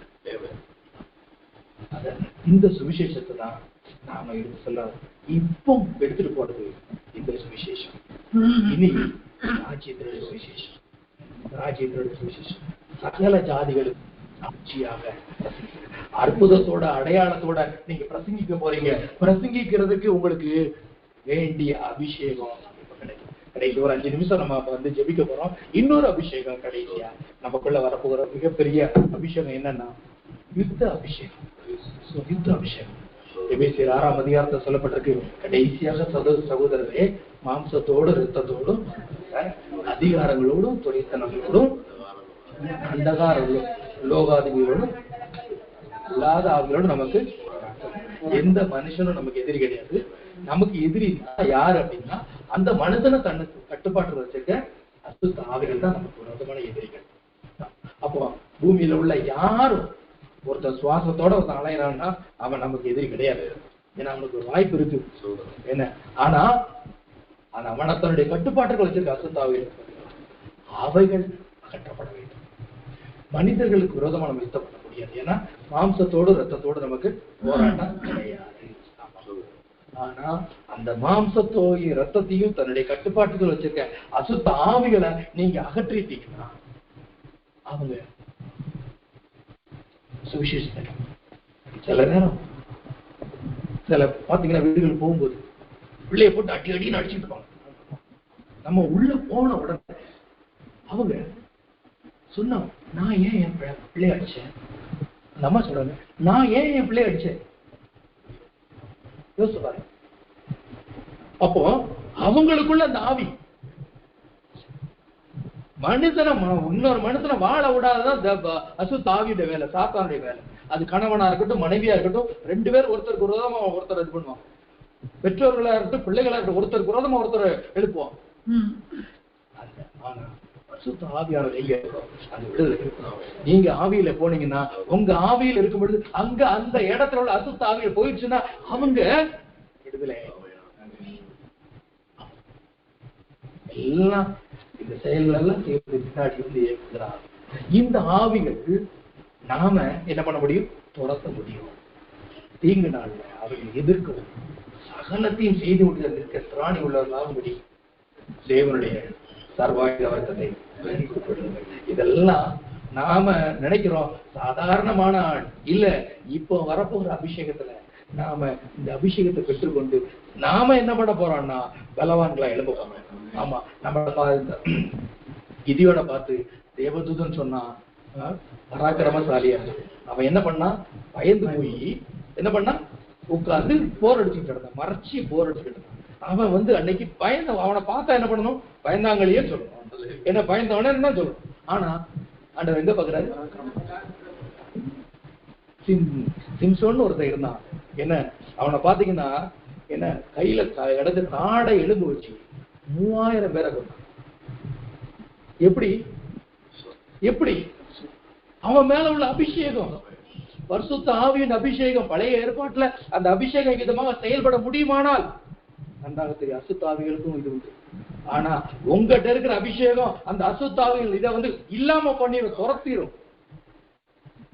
சிம்சோன் நினைச்சான் என் பலம் ஏன் அவன் அந்த பலம் போன உடனே என்னைக்கு மாவு அரைச்சுக்கிட்டு இருந்தானோ அன்னைக்குதான் தெரிஞ்சது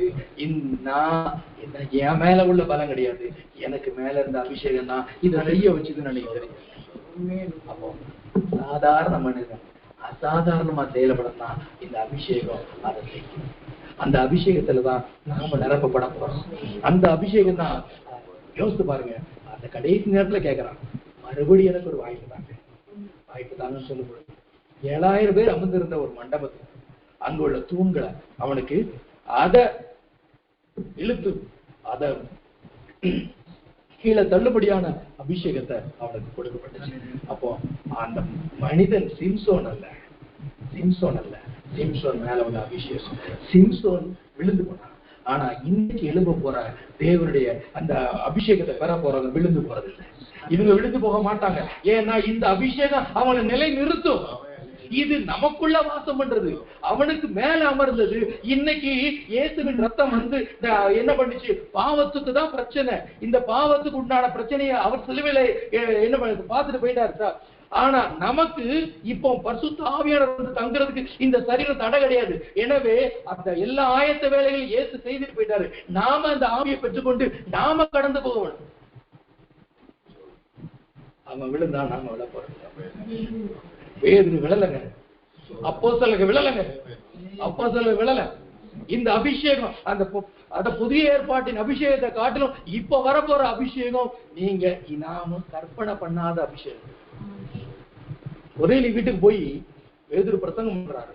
பண்ணிக்கிட்டு இருக்கும்போது பார்த்தா எல்லாருமே அபிஷேகம். அவருக்கு ஆச்சரியம், இப்படிலாம் நடக்குமா? நாம யூதர்கள் நமக்கு மட்டும்தானே அப்படின்னு நம்ம நினைச்சுக்கிட்டு இருந்தோம். அவரால புரிந்து கொள்ள முடியாத ஒரு காரியம் நடந்துச்சு. அதுபோல நீங்களும் நானும் இதுவரைக்கும் தெரிஞ்ச காரியத்தை வச்சு இப்படி இருக்குமா அப்படி இருக்குமான்னு சொல்லி நீங்க ஒரு கற்பனை பண்றீங்க. இப்படி இருக்கலாம் இல்ல, நீங்க கற்பனை பண்றதுக்கு மேல ஒரு காரியம் நடக்க போகுது.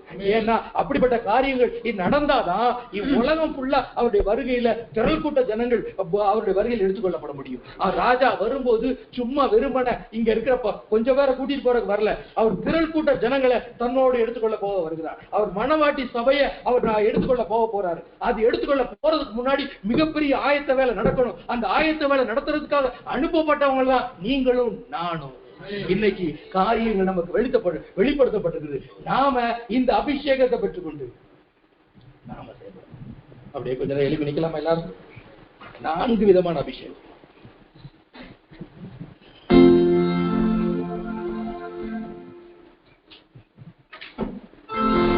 முதலாவது ஒரு அபிஷேகம் ஜெப அபிஷேகம். ஜெப அபிஷேகம். இந்த ஜெப அபிஷேகம் சாதாரணமான நம்மளை 24 மணி நேரம் ஜெபிக்கிறதெல்லாம் மாற்றப்படும். ஆம் ஆம். இனி வருகிற சோதனைகளில் தப்பி மனுஷகுமாரன் இங்க பாத்திரம் எண்ணப்படுவதற்கு எப்போது விழித்திருந்து நாம ஜெபிக்கிறதுக்காக அபிஷேகம். அப்படியே நம்முடைய தலையில நம்மளே கை வச்சுக்கிறோம். இந்த ஜெப அபிஷேகத்தால இது பரலோகத்துல இருந்து இறங்கின அந்த அபிஷேகம். இந்த ஜெப அபிஷேகம் எங்க மேல நிரப்பப்பட்டது. நம்முடைய வருகைக்கு முன்பதாக நாங்கள் எங்க மதுரை மாவட்டத்தை ஆயத்தப்படுத்துறோம். இந்த வருகைக்கு முன்பதாக எங்க தமிழ்நாட்டை ஆயத்தப்படுத்துறோம். இந்த வருகைக்கு முன்பதாக எங்க பிரேயர் ஃபெலோஷிப்ல உள்ள எல்லா குடும்பங்களையும் நாங்க ஆயத்தப்படுத்துறோம். பிரேயர் ஃபெலோஷிப் எல்ஐசி இந்த தேசம் முழுவதும் பரவி கிடக்க ஆண்டவரே, இந்த அபிஷேகம் ஆண்டவரே என் ஜனங்களை விடுவிக்கணும் ஆண்டவரே அப்பா, என் ஜனங்களை விடுவிக்கணும் ஆண்டவரே அப்பா. அதற்காக ஆண்டவரே அப்பா நீங்க கொடுக்கிற இந்த கடைசி காலத்துக்கான அபிஷேகம், இந்த ஜப அபிஷேகத்தை என் மேல ஊற்றுங்கப்பா, என் மேல ஊற்றுங்கப்பா. அப்பா அருமையான சகோதர சகோதரிகள் பாஞ்சியா இருக்கிறாங்கப்பா, தாகம் உள்ள உங்களை ஊற்றுன்னு சொன்னீங்களப்பா. நீங்க இதற்காக தானப்பா நீங்க அனுப்புனீங்க. இயேசுவே இயேசுவே இயேசுவே இந்த வேளையில் ஆண்டவரே அப்பா உங்களுடைய பிள்ளைகள் மேல இந்த ஜப அபிஷேகம் ஊற்றப்படுவதாக ஆண்டவரே. நீங்க நினைக்கிறது போல இது தேவனுடைய சமூகத்திலிருந்து புறப்படுகிற 7 ஆவிகள். அந்த 7 ஆவிகள்ல 4 ஆவிகள் இந்த ஆண்டு அபிஷேகத்துக்காக இறங்கி இருக்கிறது. 3 ஆவிகள்ல 2 ஆவிகள் பின்பு வெளிப்படுத்தப்படும். பிறகு அடுத்ததாக 7வது ஆவி வெளிப்படுத்தப்படும். இது சாதாரணமானதில்ல. தேவனுடைய வெளிப்படுத்தின விசேஷத்துல சொல்லப்பட்ட தேவனுடைய சிங்காசனத்திலிருந்து அவரிடத்திலிருந்து புறப்படுகிற தேவனுடைய 7 ஆவிகள். அந்த 7 ஆவிகளில் 4 ஆவிகள். முதலாவது ஆவி ஜப ஆவி, அதைத்தான் நீங்கள் இப்ப பெற்றிருக்கீங்க. அதைத்தான் அந்த அபிஷேகம். சாதாரண தாவீது சாதாரணமானவன் தான். அவன் ஆடு மேய்ச்சிக்கிட்டு இருந்தான். ஆடு மேய்ச்சிக்கிட்டு இருந்தவன் அவன் கோலியாத்தை வெல்லணும்னா அவனுக்கு மேல உள்ள அபிஷேகம், அந்த அபிஷேகம் இருக்கின்றதுனாலதான் அவனால ஜெயிக்க முடிஞ்சது. அவன் போருக்கு அவன் போகணும்னா அவன் மேல உள்ள அபிஷேகம் தான் அவனுக்குள்ள இது பண்ணுச்சு. தாவீது அன்னைக்கு சுற்று வட்டாரத்த எல்லா அரசாங்கங்களையும் அவன் கைப்பற்றினான். அது போல இந்த அபிஷேகம் உங்க மேல வரும் பொழுது நீங்க எல்லாரையும் கைப்பற்ற போறீங்க. உங்க மூலமா சுற்றி உள்ள எல்லா இடங்களில் உள்ள அசுத்த ஆவிகள் கிரிகள் அழிக்கப்பட போகுது. இதற்கான ஜெபங்களை நீங்க ஏறெடுக்க போறீங்க. இரவுல நீங்க ஜெபிக்கும் பொழுது அவர் உங்களுக்கு உதவி செய்வார். நீங்க தூங்கும் பொழுது அவர் உங்களை இது பண்ணுவாரு. உங்களை எழுப்பி ஜெபிக்க வைப்பாரு. உங்களை எந்தெந்த காரியங்களை கண்ணுல காட்டுறாரோ அதெல்லாம் ஜெபமா மாற்ற வைப்பாரு. நீங்க எதெல்லாம் உங்க மனசுக்கு வேதனையா இருக்குதோ அதெல்லாம் ஜெபமா மாற்றி வேலை அனுப்ப வைப்பாரு. இனி நீங்கள் அல்ல, உங்களுக்குள்ள இருக்கிற ஆவியானவரே இதை செய்ய போறாரு. அடுத்ததாக 2வது அபிஷேகம் தீர்க்க தரிசன அபிஷேகம். தீர்க்க தரிசனம். அப்படியே மறுபடியும் தலையை கையில வச்சு தலை மேல வச்சு இயேசுவே, இந்த நீங்க பழைய ஏற்பாட்டுல தீர்க்க தரிசி எழுப்புனீங்க, புதிய ஏற்பாட்டுல தீர்க்க தரிசி எழுப்புனீங்க. இந்த வருகைக்கு முன்பதாக இந்த பூமியை ஆயத்தப்படுத்துவதற்கு ஆண்டவரே, இந்த பூமியை நீங்க 1000 வருட அரசாட்சி செய்வதற்காக ஆண்டவரே அப்பா, இந்த பூமியை சீர்படுத்துவதற்கான அபிஷேகத்தை நீங்க இந்த ஆண்டு எல்லார் மேலே கொடுக்குறீங்களே, அது எங்களுக்கு வேணும் இயேசுவே, எங்களுக்கு வேணும் ஆண்டவரே அப்பா. எங்க சகோதரர்களுக்கு வேணும், எங்க சகோதரிகளுக்கு வேணும், எங்க பிள்ளைகளுக்கு வேணும், எங்க குமாரத்திகளுக்கு வேணும் ஆண்டவரே, எங்க வாலிபர்களுக்கு வேணும், எங்க கன்னிகைகளுக்கு வேணும் ஆண்டவரே. என்னுடைய ஊழியக்காரன் சொன்னீங்களே, அங்க நாங்களும் இருக்கிறோம் ஆண்டவரே. உங்க ஊழியக்காரர்களை எங்க மேல ஊற்றுங்கப்பா, இந்த தீர்க்க தரிசன அபிஷேகத்தை ஊற்றுங்கப்பா. அப்படியே யாரெல்லாம் அவியில இது பண்ண முடியுமோ ஒரு 2 நிமிஷம் அப்படியே அந்நிய பாஷையில பேசலாம். சாந்த ஏன்டா அந்த அபிஷேகம் இறங்கி கொண்டிருக்கிறது.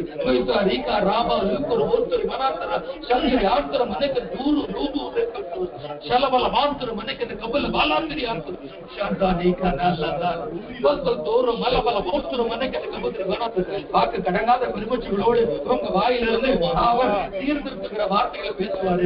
உங்க வாயிலிருந்து ஜெபிக்க வைப்பாரு. நீங்க ஜெபிப்பீங்க. புதிய அபிஷேகம் இது பழைய ஏற்பாட்டின் தீர்க்க அபிஷேகம் அல்ல, இது புதிய ஏற்பாட்டின் தீர்க்க அபிஷேகம். இது ஒரு வருகைக்கான ஆயத்த அபிஷேக தீர்க்க தரிசனம். அடுத்ததாக ராஜ்யத்தினுடைய சுவிசேஷம் இந்த ஜனங்களுக்கு சாட்சியாக பிரசங்கிக்கப்படும். ஒரு தலைமுறை பூமி எங்கு எழுப்புகிறது. அந்த தலைமுறை இந்த பூமியுடைய ஜனங்கள் விடுதலைக்காக அப்பா அவர்கள் எழுப்பப்படுகிறார்கள். அவர்கள் அதற்காக ஆயத்தப்படுத்தப்பட்டிருக்கிறார்கள். அவர்கள் பூமி எங்கும் இருக்கிறார்கள். அவர்கள் அபிஷேகிக்கப்படுகிறார்கள். இந்த ராஜ்யத்தினுடைய சுவிசேஷம் அபிக்கிற அபிஷேகம் ஆண்டவரே இந்த வேளையில் ஆண்டவரே அப்பா, எங்க ஆண்டவரே இந்த ISPF பிரேயர் ஃபெலோஷிப்ல ஊற்றப்படுவதாக அருமையான சகோதர சகோதரிகள் ஊற்றப்படுவதாக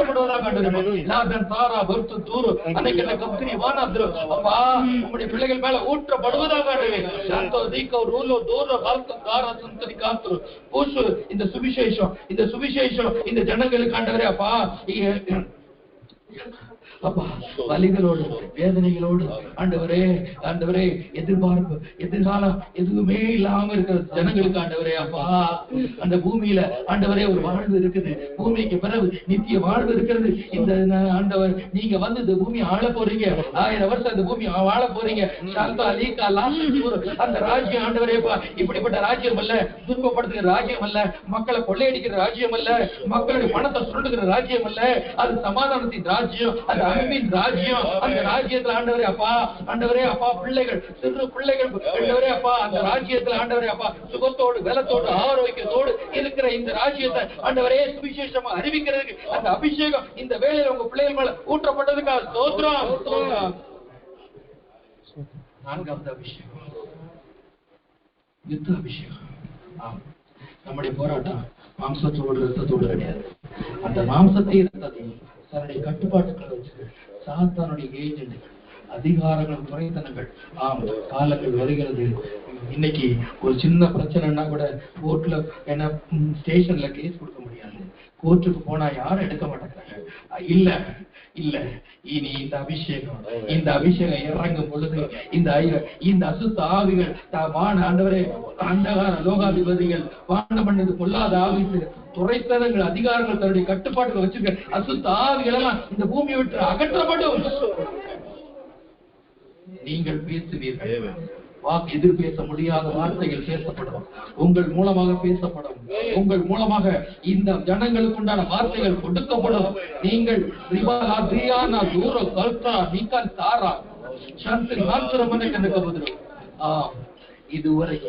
இதுவரைக்கும் இந்த ஜனங்களை தன்னுடைய கட்டுப்பாட்டுக்குள்ள வச்சு அசுத்தாவினா என் ஆண்டவராகிய இயேசு கிறிஸ்துவ சொன்னா இதை எல்லாம் பூமியில எல்லா மகிமையும் எனக்கு கொடுக்கப்பட்டிருக்கிறது. நீர் என்னை பணிந்து கொண்டார், இவர்கள் எல்லாம் நமக்கு தருவேன்னு சொன்னார். அன்றைக்கு அவர் சொன்னாரு, அப்பாலை சாத்தானே என்ன தேவனாய் கர்த்தர் ஒருவரை மாத்திர ஆராதனை செய்ய சொன்னாரு. அவர் நமக்கு சொல்லியிருக்காரு, ஒரு காலம் வருது, என் பிள்ளைகள் எழுப்புவாங்க, என் பிள்ளைகள் எழுப்புவாங்க, என் பிள்ளைகள் எழுப்புவாங்க. சமாதானத்தின் தேவன் தாவே சீக்கிரமாய் சாத்தானை உங்கள் கால்களுக்கு கீழே இறக்கி போடுவார். ஆம், வர்றாங்க என் பிள்ளைகள், அவங்க எழுப்புவாங்க, அவங்க காலுக்கு கீழே ஓர் தலையை நசுக்க வேண்டும். என் பிள்ளைகளை நான் எழுப்புவேன். அதற்கு வேண்டிய அபிஷேகம் பரத்திலிருந்து கொடுக்கப்படுகிறது. அப்படியே தலைகளை கையை வச்சு இந்த கடைசி அபிஷேகத்துக்காக அபிஷேகம் அப்பா, இந்த மனிதர்கள் தன்னுடைய கட்டுப்பாடு அசுத்த ஆவிகள் துரத்துறதுக்கும், அதிகாரங்களை துறைத்தவங்க தன்னுடைய கட்டுப்பாடு வச்சு அசுத்த ஆவிகள் துரத்துறதுக்கும் இந்த அபிஷேகம் எங்கள் மேல ஊற்றப்படட்டும். தாகமுள்ளவங்க மேல ஊற்றம் சொல்றது. இப்போ கடைசி காலத்துல மாம்சமான யாவும் உங்க எலும்பு இல்ல தோல் ஒட்டி உயிர் இருந்தா போதும், நீங்க பெற்றுக்கொண்டதுக்கு பாத்திரவான்கள். அவங்க எல்லாரும் மேலேயும் ஊற்று விட்டாரு. இத யோவேல் அன்னைக்கு பார்த்தாரு, இத பேதுரு அன்னைக்கு பார்த்தாரு. நாம இன்னைக்கு பெற்றுக்கொண்டிருக்கோம். நாம பெற்றுக்கொண்ட காரியங்களை அவர்கள் அன்றே பார்த்து விட்டார்கள். நாம் தான் இந்த அபிஷேகத்துக்கு சொந்தக்காரர்கள். நாம் தான் இந்த அபிஷேகத்தினுடைய சுமந்து கொண்டு ஜனங்களுக்குள்ள போறவர்கள். நீங்க இந்த அபிஷேகத்தை உங்களுக்கு உள்ள வச்சுக்க மாட்டீங்க. ஏன் தெரியுமா? இந்த அபிஷேகத்தை எடுத்துக்கொண்டு நீங்க போறீங்க. இது வெளிச்சத்தின் அபிஷேகம், இது அபிஷேகம், இது ஒலிவ எண்ணெயின் அபிஷேகம். இது நேரம் இல்லை, அதனால மற்ற காரியங்களை உங்களோட பகிர்ந்து கொள்ள முடியவில்லை. இந்த வெளிச்சத்தின் அபிஷேகத்தை நீங்க யார் மேல நீங்க போகும்போதெல்லாம் யார் மேல தொடுறீங்களோ அவங்க வெளிச்சமாவாங்க. நீங்க இந்த அபிஷேகம் யார் மேலெல்லாம் கைய வச்சீங்களோ அவங்க இந்த அபிஷேகத்தை பெற்றுக்கொள்ளுவாங்க. அதற்கு பிறகு ஜீவியம் மாற்றப்படும்.